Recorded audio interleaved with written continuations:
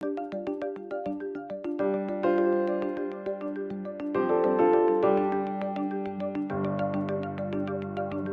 of all, I hope you are all motivated, right? Building code on supercomputers is a complex task. And the main idea is that we manage this complexity with abstractions.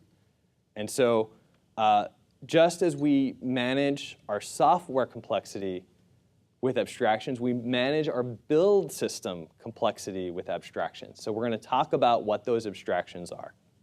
Okay?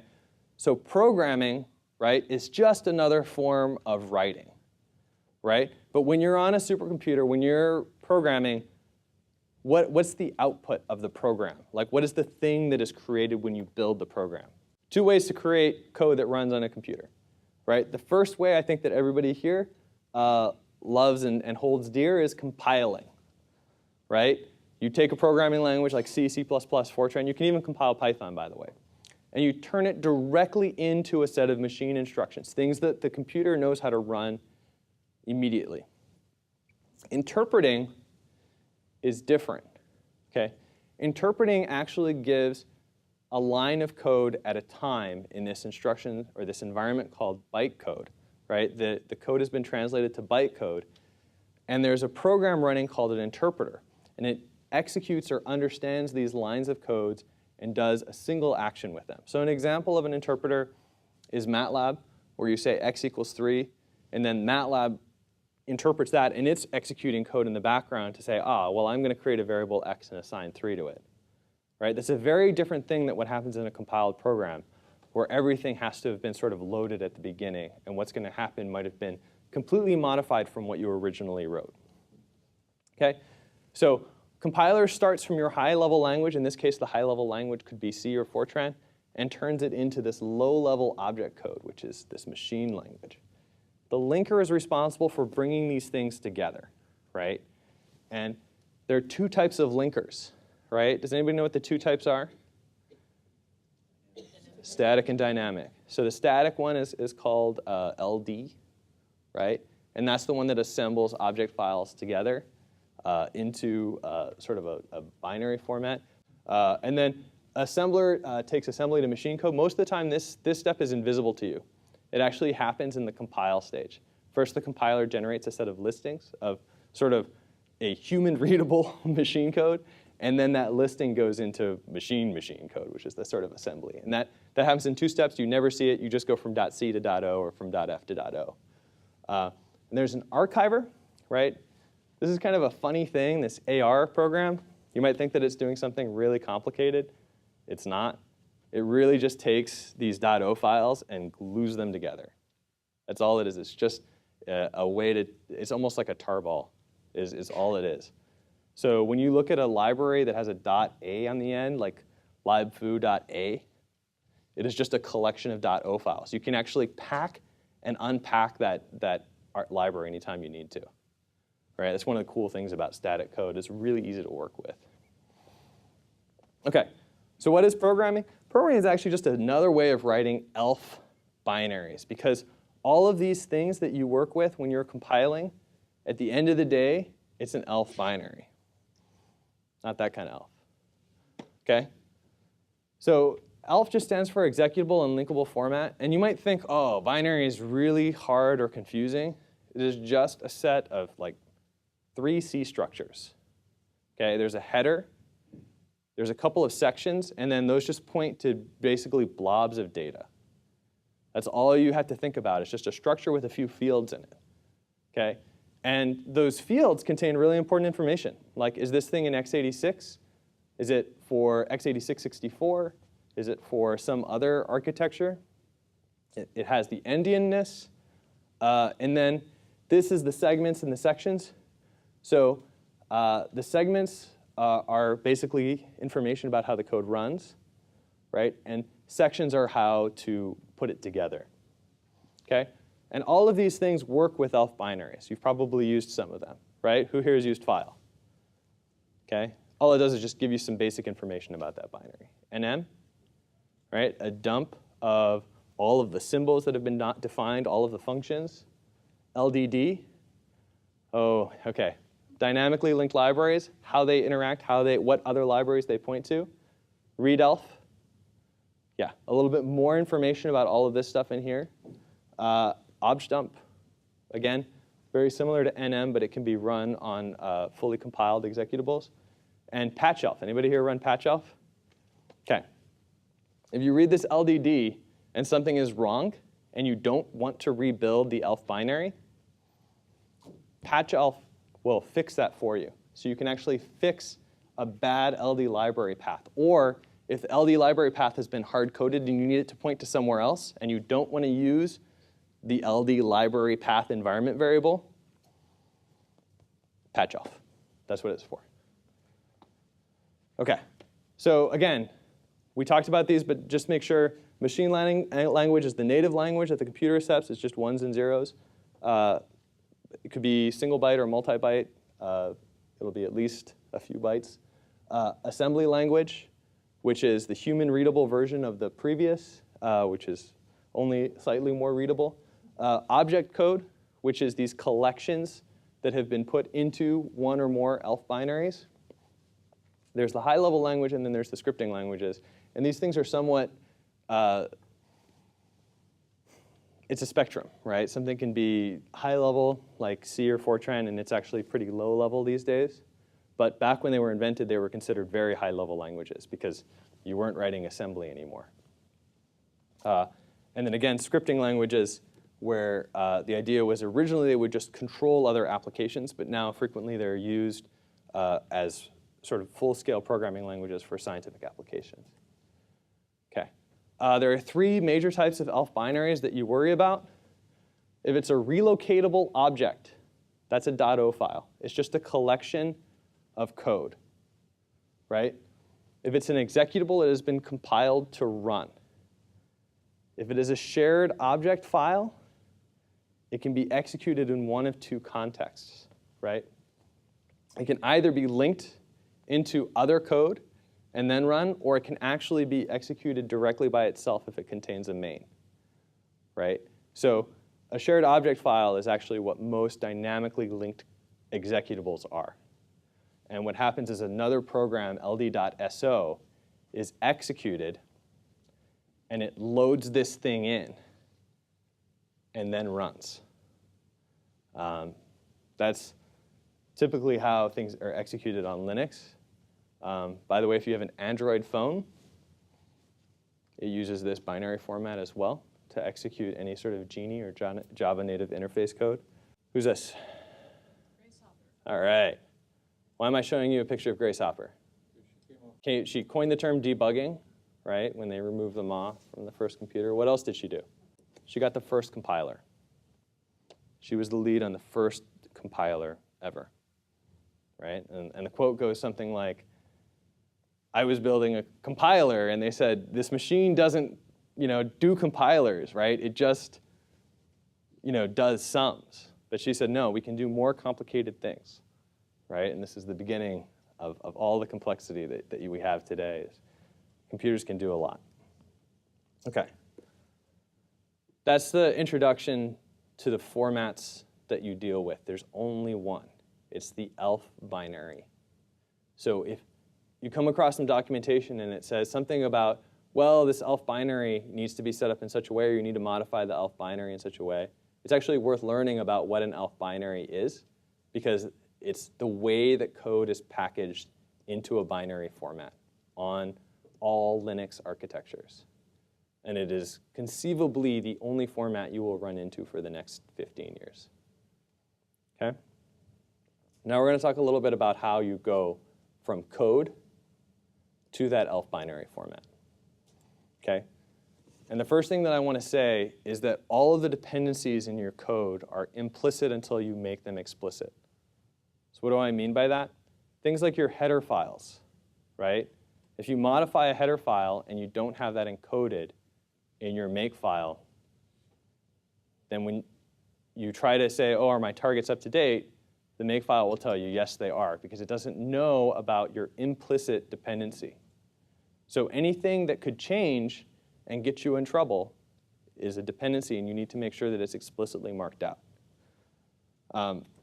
is your code alone, your code, sufficient? This is a quote by David Donahoe, right? He's got sort of a lot of citations. He's one of the most highly cited authors of scientific literature. And he says that it's, an article about computational science is just an advertising of what you did.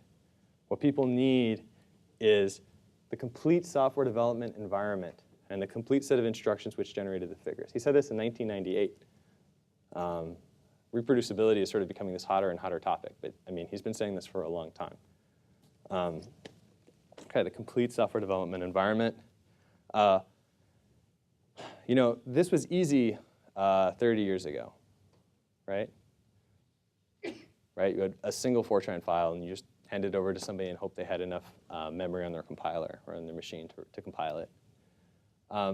10 years ago, it was a little bit harder, right? You might have gotten away with a single Makefile and a bunch of source code. And no external libraries, right? Minimal upstream dependencies. They were all just kept in there. That was a very common thing. You just keep the library of BLAS or LAPACK routines right in the code. Today, it's a real mess, right? So how many people here have more than 5 external dependencies in their applications? That's pretty common, more than half of you. And so managing this is an unsolved problem. We'll give you some hints on maybe how to get there, but the overall how to make build systems easier and easier has made very slow progress. Okay, so again, back to dependency types. There are explicit dependencies, which you almost always have encoded because you can't get a working executable if you don't specify them, right? And external library names where you say -l BLAS, right? That says, I need something named BLAS, but it doesn't say what version of BLAS or where it came from, okay? So these are the things that are implicit by default that you have to worry about. If you're using a header file or a template library, the versions of the compiler, the linker on the operating system, any of the flags or settings, and those can be affected by initialization files. They can be affected by environment variables. They can be affected by dot files in your home directory that don't even set environment variables but are read anyway. And these external library versions can change under your feet. Hal told a story yesterday afternoon about code that was suddenly producing a different result because they'd encoded their publishable results into tests, hopefully. They'd encoded their publishable results into tests, and all of a sudden, a previously published result was no longer being generated with the exact same stack. And what had happened was a system maintainer had changed the version of FFTW that was installed. And it was dynamically linked. So what happened was the version of FFTW changed, and the output of the simulation changed because one of those versions of FFTW had a bug. When you are building code, you have 2 types of flags that you commonly use to describe dependencies. One is a pre-processing step, and that code is effectively copied and pasted into your source file. That's the -i flag, or the include. There's something not quite the same in Fortran where you can do includes. But again, it uses the C preprocessor to basically create this preprocessed code. The links, on the other hand, are references to other functionality, other libraries, other code outside, right? And the only time these ever get looked at the same time by the compiler is if you use something called whole program optimization. Otherwise, if you've got code in a library or in another compilation unit, right, another object, the compiler can never simultaneously optimize those. So if you need code to run really, really, really fast, it does have to go in the same compilation unit. And there are 2 ways that people do that. The first is they put all the code in the same C file, right? The other way they do it is they put everything into a header, right? A template library, certainly in C++, and then the compiler looks at everything. But something to be aware of is that if you just include something like standard I/O, the compiler then brings in thousands of lines of code that it has to look at. And there are some techniques called precompiled headers where that doesn't have to get done every single time, but that's not usually used on supercomputers, and you have to kind of do that as a special thing. If you're using the -L flag and you're dynamically linking, you should also use the -R flag, right? The first says, here's the library, and here are where all the symbols are that should be defined. The second says, from now on, go look at this library to resolve the dependencies, right? You have to, when you run this code, go look in the same place. Is that clear? Are there any questions about this? This is an important point. Understanding this, so who here has had to use LD library path before because they couldn't get their libraries to resolve? Okay, this solves that problem. Okay, so let's suppose that you've got a dynamic library called libfoo. Again, this is a terrible name, but it's an example. libfoo.so, right? Now, if libfoo lives in userlib or userlib64, that is a place that this ld.so, which goes searching for dependencies when it runs your program, will go looking for to put your executable together when it's loading it and then running it.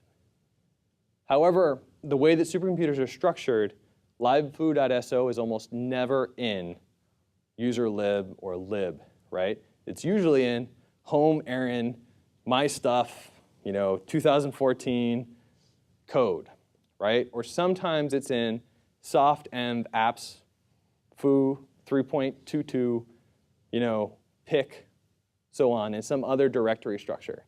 So the way that you tell ld.so to go looking for libfoo in that directory is by adding this -R flag. Because what happens then is when the linker, LD, the static linker, sees that instruction, it says, I need to go and put this in the ELF binary, right, that shared object file, and that information is now stored there. Without the -R flag, it's not stored, right? The -L flag is just the library it uses to resolve the dependencies at link time. But -R is actually where it goes at load time when it's actually running the executable to go search for things. Wait, can I just, so that means that rather than just say, I'm going to go look in these places at runtime, it has kept track of where it needs to look? Mm-hmm. Absolutely. Theoretically, why wouldn't they do that all the time? Okay, so the reason that you wouldn't do that all the time is because in 95% of systems, when you compile against a library, this is not supercomputers, 95% of regular systems, that library lives in userlib. So the only reason we don't do it all the time is because who needs to do it? Who needs to write userlib in because it's already there. It makes your executable huge. If you're importing 20 megs of libraries, your executable is 20 megs. But that's not what I thought. No.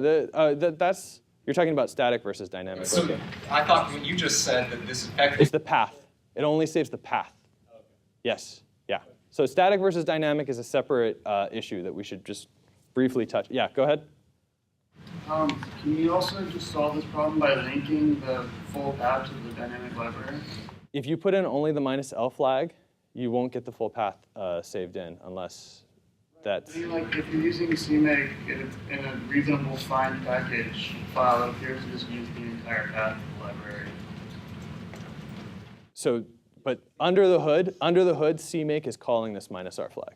It's using this -R flag. Yeah. Is that the same as the RPath flag? Mm-hmm. It's absolutely, that's a shortcut for -WL -RPath. Okay. Different set of rules on OS X and a different set of rules on Windows, but none of you are worrying about that. If you want to know what those rules are, come talk to me. I'm happy to share them with you. Suffice to say, anything you know from the other operating systems will not help you on Linux. You will get further confused. There are similar ideas, but they're different. Okay? So again, the difference between static and dynamically linked code, which I didn't really touch on yet, is that statically linked executables have every single object file that could possibly be needed included. When the linker runs, it resolves every single reference and it puts that into that one executable. And as mentioned, these things can be hundreds of megabytes because there's no reuse or there's no sharing of libraries. Whereas if you create a dynamically linked library, all it does is it creates a reference, right, a pointer to that code, and it says this symbol or this function will be resolved by this library, libfoo.so. That's a promise that is then resolved at runtime. And if it doesn't get resolved at runtime, you'll get an error saying, unable to find, symbol X, right, as it tries to start the executable. If you statically compile, you'll find out about that when you try to link. But if you dynamically link, you may not find out about it until you try to run. Okay? And the other thing about static compiling is that the link order matters, right? Because you have to list all of the things that have dependencies first, and then you have to list the things that depend on them. And then where does this get you into trouble? When you have circular dependencies, right? How do you get around that? No. If you have circular dependencies, the only way to group that is with the command group to the linker. It's a linker flag called group, and it says these 3 libraries have dependencies that point at each other. Intel is famous for doing this, by the way. Okay? If you're dynamically linking, you don't need to worry about dependency order. As long as you've listed everything that's coming, the linker will take care of it for you. So if you switch from dynamic linking to static linking, you will find all of a sudden that you care about the order in which you listed the libraries and the object files, where before you didn't.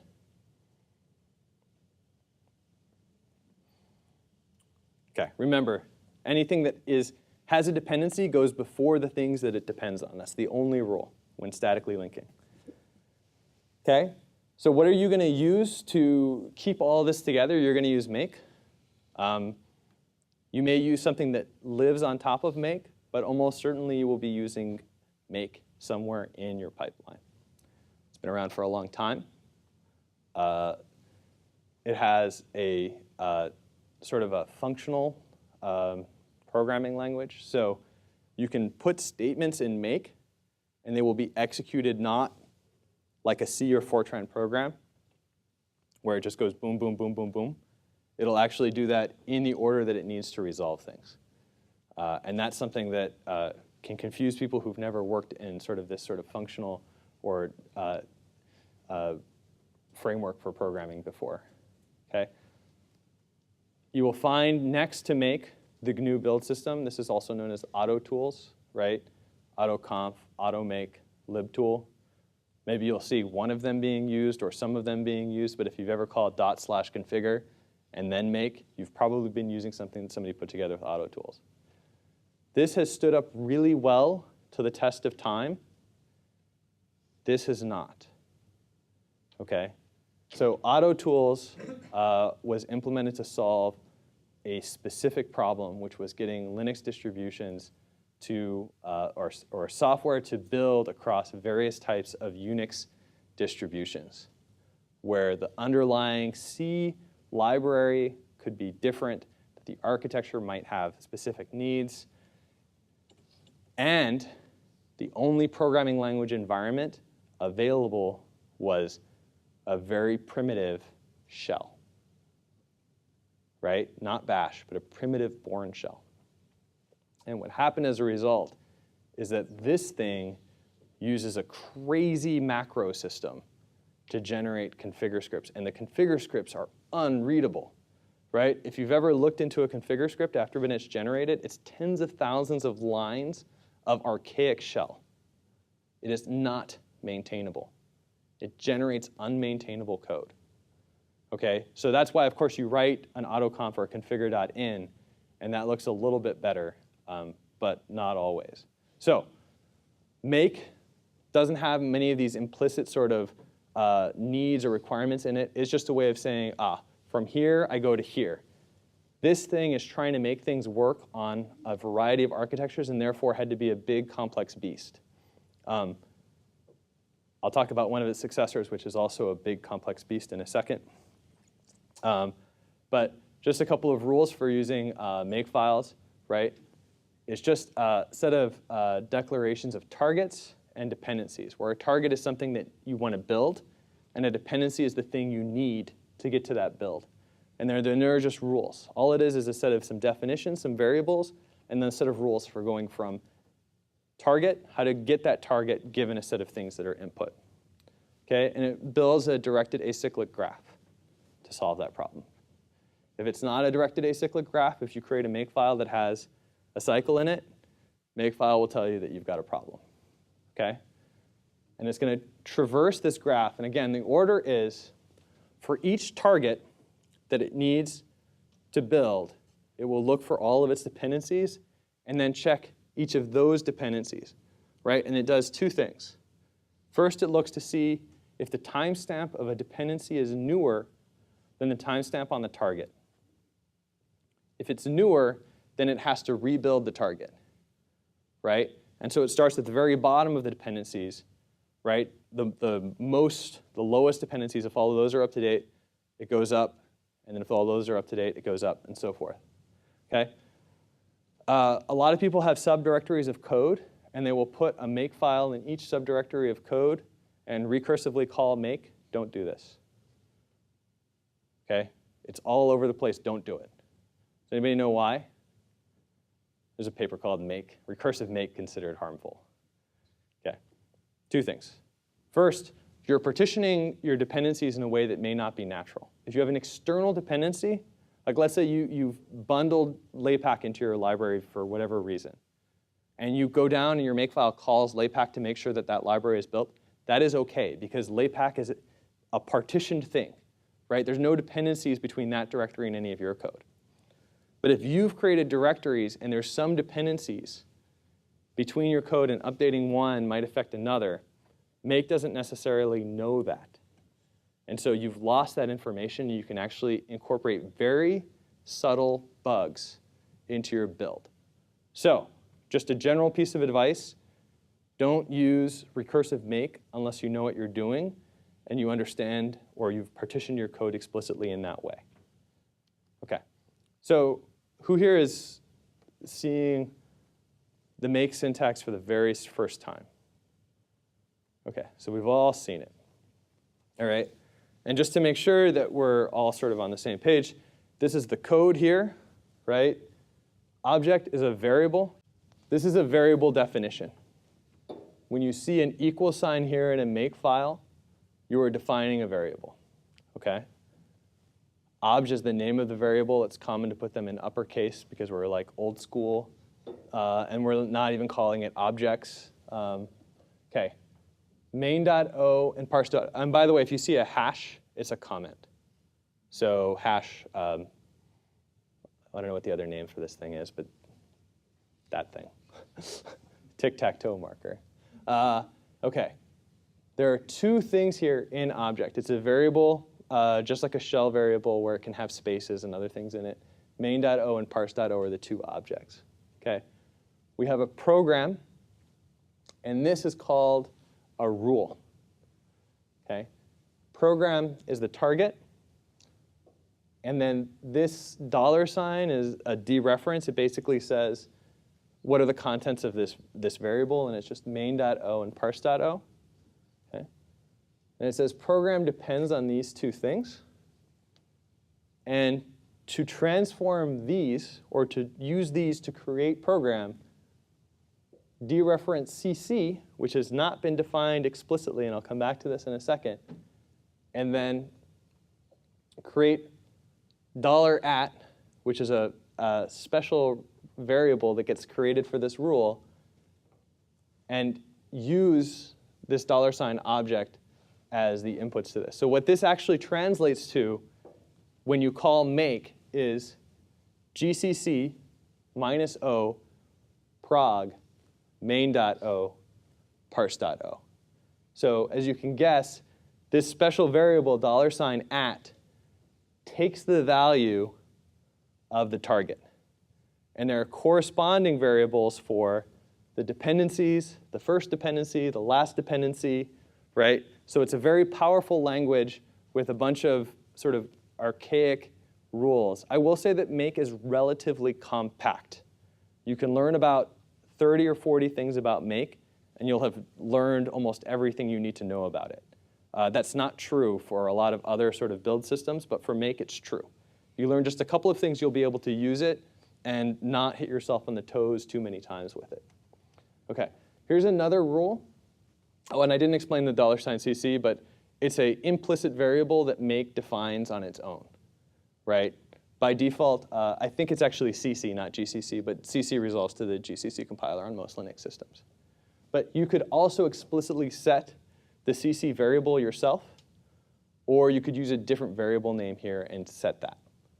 And the reason why I'm showing you CC is that Make actually has predefined pattern rules. Does anybody use pattern rules with Make?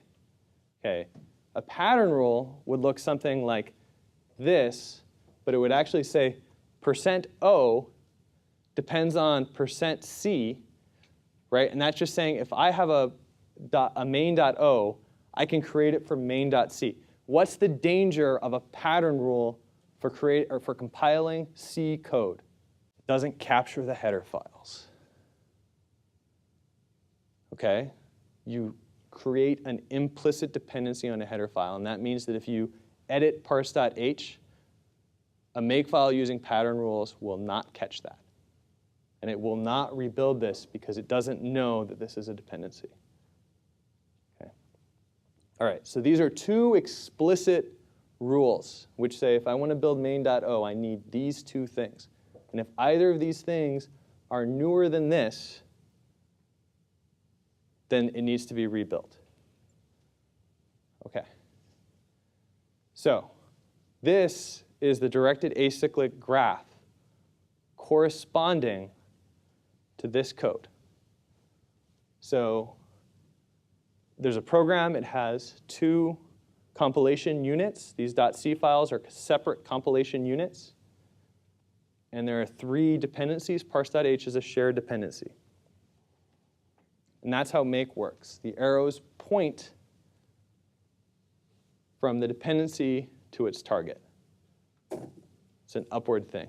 And when Make goes through this code, what it's going to do is it's going to look at program. It's going to see that it has two dependencies. It's going to go to each of these, and then it's going to look at what their dependencies are. And it's going to check to see which of these have been updated. Okay? And just to be clear, each of those things is a target. They're on the left, followed by a colon, and then it's not super obvious here, but this is a tab character between here and here. And Make gets a little complainy if you don't have that tab character, or if it's in the wrong space. Each of these executed things is actually a subshell, right? And that means that nothing is saved between executed commands. So if you set an environment variable, right, in the first line, it won't be saved and it won't be available in the next line. That's something else people sometimes get caught on. Okay, so the targets were on the left, and the dependencies are on the right. Okay, and they're the things that point up. Okay, so a well-designed Makefile can do everything. It can capture your entire workflow. All right. Think about this. If I have a Makefile and it's got n targets and m independent source files, right? And those dependent source files all point up. They're somewhere in that chain of n targets. Okay? Again, this target is out of date when the timestamp of any of the dependencies is more recent than the target. Now, there are two questions. What is the minimum number of source files to be considered when evaluating whether to rebuild one of these targets? And that's giving you the option of defining this Makefile any way you want, right? Except that all of the dependencies are connected to the graph. What's the minimum number of source files, right? If you have a single target that's being updated. What if it's all n targets? OK, so the first question, who's got a guess for the first one? I can design the Makefile any way I want. Does one seem reasonable? Right? I have to evaluate one dependency. Okay? It's actually 0, because a target file, you can have a target that doesn't have any dependencies. Make will just check to see that it's there. And it will tell you that if it's not there, and then it'll tell you it doesn't know how to create it. What about this other one? If I've got a fully connected directed acyclic graph with m dependencies and n targets, how many places does Make have to check to see if the targets are out of date? M, all of the source files. Okay? So again, Make is usually good enough for what you guys are going to do. The only thing to be careful of is if you've got thousands of files of dependencies, it can be a bit slow. So if you've got a really big system, you may want to consider something faster. I don't think that anybody's in this room is in that situation, but let me know if you are, and I'll talk about what your alternatives are. And this is, of course, what I would consider to be largely the successor to the GNU build system is CMake. It's cross-platform. It's exceptionally good at handling C++. Kitware supports CMake on a number of supercomputing environments. I'll just say this, it's big and ugly, but building is big and ugly. So you should consider using at least Make or CMake. And I don't recommend AutoTools anymore. But AutoTools is good enough for most problems. Don't ignore the shell. There are all of these things that you can do. You can automate using scripts, which I hit on earlier. You can use shell functions. Learn how to use shell functions because they will save you a lot of time. Use environment variables to manage contexts. And finally, use subshells when you don't want to pollute your environment, your current shell, with a command you're about to run, right? Just you can use parentheses to start a subshell, or you can just type bash to create a new one.